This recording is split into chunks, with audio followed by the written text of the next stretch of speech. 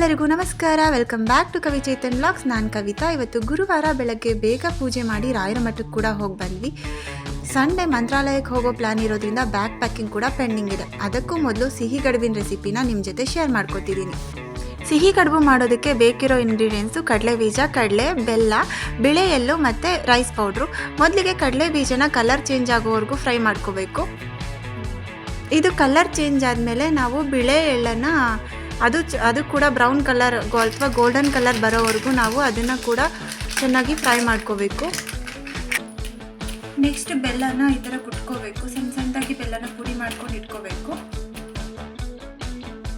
Organic ಬೆಲ್ಲ ಕೂಡ use ಮಾಡ್ಬೋದು. ಆರ್ಗ್ಯಾನಿಕ್ ಬೆಲ್ಲದ ಜೊತೆ ನಾನಿಲ್ಲಿ ಉಂಡೆ ಬೆಲ್ಲ ಕೂಡ ಮಿಕ್ಸ್ ಮಾಡಿಕೊಂಡು ಪುಡಿ ಮಾಡಿಕೊಂಡು ಇಟ್ಕೋತಾ ಇದ್ದೀನಿ. ಪೂರ್ತಿ ಪೌಡ್ರ್ ಥರ ಮಾಡಿಕೊಂಡ್ರೆ ಚೆನ್ನಾಗಿರಲ್ಲ. ಎರಡನ್ನೂ ಮಿಕ್ಸ್ ಮಾಡಿ ಮಾಡಿದ್ರೆ ಆ ಕಡುಬಿನ ಸ್ಟೆಪ್ಪಿಂಗಲ್ಲಿ ಅದು ತುಂಬ ಚೆನ್ನಾಗಿ ಟೇಸ್ಟ್ ಕೊಡುತ್ತೆ. ಸೊ ದಟ್ ಅದೇ ಥರ ರೆಡಿ ಮಾಡಿ ಇಟ್ಕೋತಾ ಇದ್ದೀವಿ.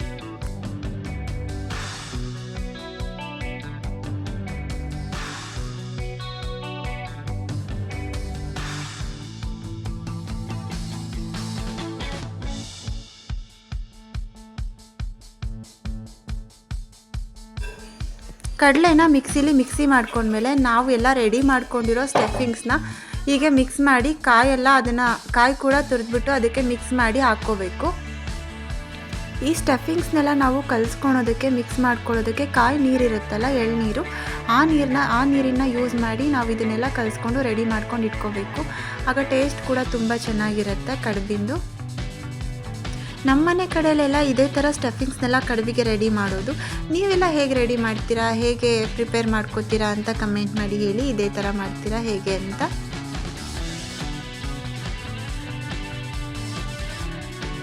ಈಗ ಕಾಯಿ ಮಿಕ್ಸ್ ಮಾಡ್ಕೋಬೇಕು ಫ್ರೆಂಡ್ಸ್. ಈ ಥರ ಲೈಟಾಗಿ ಕಾಯೆಲ್ಲ ಮಿಕ್ಸ್ ಮಾಡಿಕೊಂಡು ಕಡುಬಿನ ಸ್ಟಫಿಂಗ್ನ ರೆಡಿ ಮಾಡಿ ಇಟ್ಕೋಬೇಕು. ರೈಸ್ ಪೌಡ್ರನ್ನ ಬಿಸಿನೀರಲ್ಲಿ ಕಲಸಿಟ್ಕೊಂಡು ಅದನ್ನು ಹೀಗೆ ಉಂಡೆ ಮಾಡಿಕೊಂಡು ಈ ಥರ ತಟ್ಕೋಬೇಕು.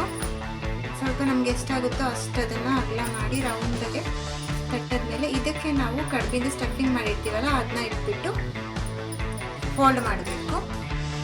ಈ ಥರ ಕಡುಬಿಂದು ಸ್ಟಫಿಂಗ್ಸ್ನ ನಾವು ಅದರೊಳಗಡೆ ಇಟ್ಬಿಟ್ಟು ಹಿಂಗೆ ಫೋಲ್ಡ್ ಮಾಡಬೇಕು. ಸೊ ಹಿಂಗೆ ಫೋಲ್ಡ್ ಮಾಡಿಬಿಟ್ಟು ನಾವು ತೆಗ್ದಾಗ ಅದು ನೀಟಾಗಿ ಈ ಥರ ಬರುತ್ತೆ ನೋಡಿ. ಎಲ್ಲೂ ಏನೂ ಓಪನ್ ಆಗಲ್ಲ, ತುಂಬ ಚೆನ್ನಾಗಿ ಫೋಲ್ಡ್ ಆಗಿರುತ್ತೆ.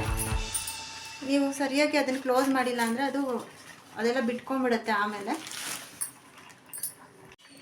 ಈಗ ಇಡ್ಲಿ ಪಾತ್ರೆ ಇದೆಯಲ್ಲ, ಅದಕ್ಕೆ ಸ್ವಲ್ಪ ನೀರು ಇಟ್ಬಿಟ್ಟು ಅದರ ಮೇಲ್ಗಡೆ ಪ್ಲೇಟ್ಸ್ಗೆ ಸ್ವಲ್ಪ ಎಣ್ಣೆ ಎಲ್ಲ ಹಚ್ಬಿಟ್ಟು ಸವರಿ ಅದರ ಮೇಲೆ ನಾವು ಮಾಡಿರೋ ಕಡುಬನ್ನು ನೀಟಾಗಿ ಈ ಥರ ಜೋಡಿಸಿಡಬೇಕು. ಅದಾದಮೇಲೆ ಲಿಡ್ನ ಕ್ಲೋಸ್ ಮಾಡಿದ್ರೆ ಒಂದು 5 to 10 ಮಿನಿಟ್ಸ್, ಆಲ್ಮೋಸ್ಟ್ ಸಿಹಿ ಕಡುಬಿಗೆ 10 ಮಿನಿಟ್ಸ್ ಆಗುತ್ತೆ. 10 ಮಿನಿಟ್ಸ್ ಆದಮೇಲೆ ನಾವು ಸ್ಟವ್ನ ಆಫ್ ಮಾಡಿದ್ರೆ ಕಡುಬು ರೆಡಿ ಆಗಿರುತ್ತೆ. ಈಗ ನಾವು ಲಿಡ್ನ ಓಪನ್ ಮಾಡಿದ್ರೆ ನಮ್ಮ ಕಡುಬು ರೆಡಿ ಆಗುತ್ತೆ. ನೋಡಿ ಎಷ್ಟು ಬ್ಯೂಟಿಫುಲ್ಲಾಗಿ, ಸಾಫ್ಟಾಗಿ, ಕ್ರಿಸ್ಪಿಯಾಗಿ ಕಡುಬು ರೆಡಿ ಆಗಿದೆ. ತುಂಬ ಚೆನ್ನಾಗಿದೆ. ನೀವು ಒಂದ್ಸರಿ ನಿಮ್ಮ ಮನೆಗಳಲ್ಲಿ ಟ್ರೈ ಮಾಡಿ. ನೀವೆಲ್ಲ ಯಾವ ಥರ ಕಡುಬು ಮಾಡ್ತೀರಾ, ಇದೇ ಥರ ಮಾಡ್ತೀರಾ ಅಂದರೆ ಕಮೆಂಟ್ ಮಾಡಿ ಹೇಳಿ. ಇದು ನೋಡಿ, ನಾನು ಮೋದಕ ಮಾಡಿದ್ದೀನಿ. ನನ್ನ ಮೋಕ್ಷಗೆ ಅಂತ ಇದನ್ನು ಪುಟ್ಟ ಮೋದಕ ಮಾಡಿದ್ದೀನಿ. ಅವ್ನು ಸ್ಕೂಲಿಂದ ಬಂದು ಮಮ್ಮಿ ಅಂತ ಸರ್ಪ್ರೈಸ್ ಆಗಿಬಿಡ್ತಾನೆ. ಅವ್ನ ರಿಯಾಕ್ಷನ್ ಹೇಗಿರುತ್ತೆ ಅಂತ ಅವ್ನು ಬಂದಮೇಲೆ ಕೂಡ ತೋರಿಸ್ತೀನಿ. ಈಗ ಮೋಕ್ಷ ಸ್ಕೂಲ್ ಮುಗಿಸ್ಕೊಂಬಂದ, ಅವ್ನ ರಿಯಾಕ್ಷನ್ ತೋರಿಸ್ತೀನಿ, ನೋಡ್ಬೋದು ನೀವು. ಸ್ಕೂಲಲ್ಲಿ ಮ್ಯಾಮ್ ಏನು ಹೇಳ್ಕೊಟ್ರು? 2 3 4 7 8 9 10 11 12 13 14 16 17 18 19 20 ಅಷ್ಟೇ 20. ಜಾಣ. 20. ಯಾರು ಮೆಹಂದಿ ಹಾಕಿದ್ದು ಅಂತ ಕೇಳಿದ್ರಾ? ಯಾರು ಹಾಕಿದ್ದು ಅಂದೆ? ಮಮ್ಮಿ ಅಂದೆ. ಮಮ್ಮಿ ಹಾಕ್ತು ಅಂದ. ಏನಂದ್ರು ನಿಮ್ಮ ಮ್ಯಾಮು? ಯಾರು ಹಾಕಿರೋದು ಅಂತ ಅದು ಮಮ್ಮಿಗೆ ಅಂದೆ. ಹೇಳ್ದ? ಸರಿ ಕಣಪ್ಪ, ಆಯಿತು. ಈಗ ನೀನು ಏನೋ ಕೇಳ್ತಿದ್ದಲ್ಲ, ತಾಂಬಲ್ಲ? ಗೋಲ್ಡ್ ಅಲ್ಲ, ಬೇರೆದು ತಾಂಬಲ್ಲ. ಗೋಲ್ಡ್ ಬೇಕಿತ್ತು ಅಂದೆ ನಾನು, ಅದಕ್ಕೆ. ಗೋಲ್ಡ್ ಬೇಕಿತ್ತ ನಿಂಗೆ? ಡ್ರೆಸ್ ಚೇಂಜ್ ಮಾಡ್ಕೊಂಬಿಡೋ, ಕೊಡ್ತೀನಿ. ಸ್ಕೂಲ್ ಡ್ರೆಸ್ ಚೇಂಜ್ ಕೊಡ್ತೀನಿ.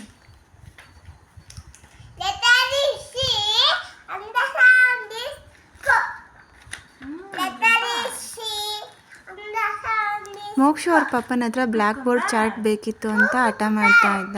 ಸೊ ಅದನ್ನು ತೊಗೊಂಬಂದಿದ್ಯಾ ಅಂತ ಕೇಳ್ತಾ ಇದ್ದಾನೆ. ಏನದು? ಮೋದಕ. ಚೆನ್ನಾಗಿತ್ತಾ? ತಿನ್ನು. ಇಷ್ಟ ಆಯ್ತಾ? ಯಾರು? ಈಗ ನಾನು ಬ್ಯಾಗ್ ಪ್ಯಾಕ್ ಮಾಡ್ತಾ ಇದ್ದೀನಿ. ಬ್ಯಾಗ್ ಪ್ಯಾಕ್ ಮಾಡ್ತಾ ಇರೋದು ನೋಡಿದ್ರೆ ನಿಮಗೆ ಗೊತ್ತಿರುತ್ತೆ ನಾನು ಎಲ್ಲೋ ಹೊರಟಿದ್ದೀನಿ ಅಂತ.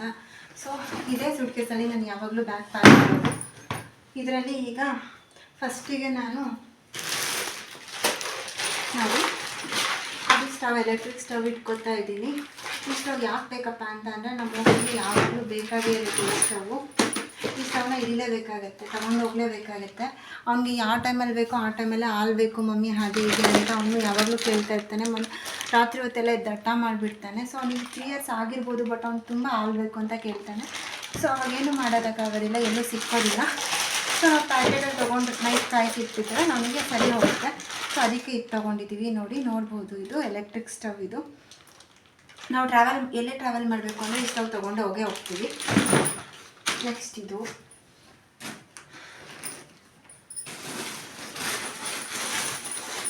ಇದರಲ್ಲಿ ನಾನು ಮೋಕ್ಷಿದು ಡ್ರೆಸ್ ಎಲ್ಲ ಇಟ್ಕೊಂಡಿದ್ದೀನಿ. ನನ್ನ ಡ್ರೆಸ್ಸು ಮೋಕ್ಷಿ ಡ್ರೆಸ್ ಎಲ್ಲ ಇಟ್ಟಿದ್ದೀನಿ ಇದರಲ್ಲಿ. ಇದು ನೋಡಿ ಮೋಕ್ಷದ ನಾನು ಸ್ವೆಟರ್ ತೋರಿಸಿದ್ದೆ, ಇದು ಇಟ್ಕೊಬೇಕು.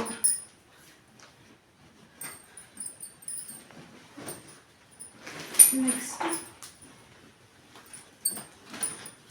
ಈ ಪಂಚೆ ತೊಗೊಂಡು ಹೋಗಬೇಕು. ಇದು ಅಡ್ಜಸ್ಟಬಲ್ ಪಂಚೆ ನೋಡಿ, ಬಟ್ ಇದೆಲ್ಲ ಮಾರ್ಕ್ ಆಗಿಬಿಟ್ಟಿದೆ. ಸೊ ಲಾಸ್ಟ್ ಟೈಮ್ ನಾವು ಹೋದಾಗ ಇದು ಏನು ಮಾರ್ಕ್ ಆಗಿತ್ತೋ ಗೊತ್ತಿಲ್ಲ, ಬಟ್ ಅದು ಹೋಗ್ತಾನೆ ಇಲ್ಲ ಎಷ್ಟು ವಾಶ್ ಮಾಡಿದ್ರು.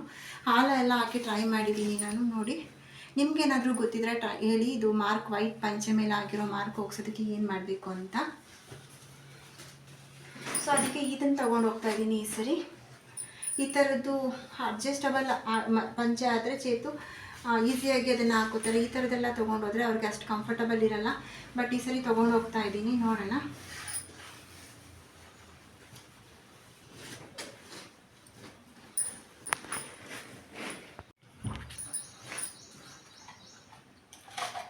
ಇದು ಮೆಡಿಸನ್ಸ್. ನಾವು ಮಿಸ್ ಮಾಡಿದ್ರೆ ಮೆಡಿಸನ್ನ ತೊಗೊಂಡು ಹೋಗ್ತೀವಿ. ಸೊ ಈ ಮೆಡಿಸನ್ನ ತೊಗೋತಿದ್ದೀನಿ, ನಾರ್ಮಲ್ ಬೇಸಿಕ್ ಮೆಡಿಸನ್ನು, ಡೋಲೋ, CPM ಟ್ಯಾಬ್ಲೆಟು ಮತ್ತು ತಲೆನೋವು ಟ್ಯಾಬ್ಲೆಟ್ ತೊಗೊಂಡು ಹೋಗಲೇಬೇಕು. ಇಲ್ಲ ಅಂತ ಅಂದರೆ ಎಲ್ಲಾದರೂ ಟ್ರಾವೆಲ್ ಮಾಡಿದಾಗ ಈ ಥರ ಜರ್ನಿ ಮಾಡಿದ್ರೆ ತುಂಬ ಸುಸ್ತಂತ ಆಗುತ್ತೆ. ಸೊ ಮೈಕೆಲ್ಲ ನೋವು ಬಂದಂಗೆ ಆಗುತ್ತೆ. ಸೊ ಈ ಟ್ಯಾಬ್ಲೆಟ್ಸ್ನ ತೊಗೊಂಡು ಹೋಗ್ತಾ ಇದ್ದೀನಿ. ಮೋಕ್ಷ ಮೆಡಿಸನ್ಸ್ ಕೂಡ ಮಿಸ್ ಮಾಡಿದೆ ಹಾಕ್ಕೋಬೇಕು. ಸೊ ಅದನ್ನು ಕೂಡ ಹಾಕ್ಕೋಬೇಕು, ಮಿಸ್ ಮಾಡಿದೆ ಅದನ್ನು ತೊಗೋಬೇಕು. ನೀವೆಲ್ಲಾದರೂ ಟ್ರಾವೆಲ್ ಮಾಡ್ತಾ ಇದ್ದರೆ ಮೆಡಿಸನ್ ತೊಗೊಂಡು ಹೋಗೋದನ್ನ ಮಿಸ್ ಮಾಡಿಬಿಡಿ. ಎಸ್ಪೆಷಲಿ ಚಿಕ್ಕ ಮಕ್ಳು ಇರೋರಂತೂ ಮೆಡಿಸನ್ನ ಮಿಸ್ ಮಾಡದೆ ತೊಗೊಂಡು ಹೋಗಿ. ಯಾವ ಟೈಮಲ್ಲಿ ಎಲ್ಲಿ ಅವ್ರಿಗೆ ಹುಷಾರಿಲ್ದಂಗೆ ಆಗುತ್ತೆ ಗೊತ್ತಾಗಲ್ಲ. ಯಾಕಂದರೆ ನಾವು ಪ್ಲೇಸ್ನ ಚೇಂಜ್ ಮಾಡಿರ್ತೀವಲ್ಲ, ವೆದರ್, ವಾಟರ್ ಎಲ್ಲ ಚೇಂಜ್ ಆಗಿರುತ್ತೆ. ಸೊ ಅದಕ್ಕೆ ಮೆಡಿಸನ್ ಮಿಸ್ ಮಾಡದೆ ತೊಗೊಂಡೋಗಿ. ನೋಡಿ ಇಲ್ಲಿ ನಮ್ಮ ಚೇತದ್ದು ಡ್ರೆಸ್ ತಗೊಳ್ಳೋಣ ಅಂತ ಬಂದರೆ ವಾರ್ಡ್ರೋಬ್ ಎಲ್ಲ ಹೇಗೆ ಕಿತ್ಬಿಟ್ಟು ಹರಡ್ಬಿಟ್ಟು ಹೋಗ್ಬಿಟ್ಟಿದ್ದಾರೆ. ನನಗೆ ಯಾವಾಗ ಬಂದರೂ ಇದೇ ಥರ ಮಾಡಿರ್ತಾರೆ. ನಾನೇ ಎಲ್ಲ ಡ್ರೆಸ್ ತಕ್ಕೊಟ್ಬಿಡ್ತೀನಿ ಅವ್ರಿಗೆ. ಬಟ್ ಇವತ್ತು ಅವರೇ ತೊಗೊಂಡೋಗ್ಬಿಟ್ಟು ಹಿಂಗೆಲ್ಲ ಮಾಡಿದ್ದಾರೆ ನೋಡಿ. ನಾವೆಷ್ಟೇ ಜೋಡಿಸಿಟ್ರು ಅಷ್ಟೇ ಪದೇ ಈ ವಾರ್ಡ್ರೋಬ್ ಈ ಥರ ಆಗೋದು ತಪ್ಪಿದ್ದಲ್ಲ. ನಿಮ್ಮ ಮನೆಗಳಲ್ಲೂ ಇದೇ ಥರ ಆಗುತ್ತೆ ಅಂತ ನಾನು ಅಂದ್ಕೊಂಡಿದ್ದೀನಿ.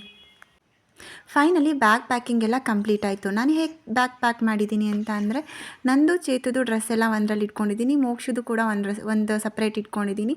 ನೆಕ್ಸ್ಟ್ ಇನ್ನೊಂದು ಬ್ಯಾಗ್ನಲ್ಲಿ ಅವನದು ನಾರ್ಮಲ್ ಡ್ರೆಸ್ಸಸ್ನ ಇಟ್ಕೊಂಡಿದ್ದೀನಿ. ಯಾಕಂದರೆ ಮಕ್ಕಳಿಗೆ ವಾಮಿಟಿಂಗ್ ಸೆನ್ಸೇಷನ್ ಎಲ್ಲ ಇರುತ್ತಲ್ಲ, ಸೊ ದಟ್.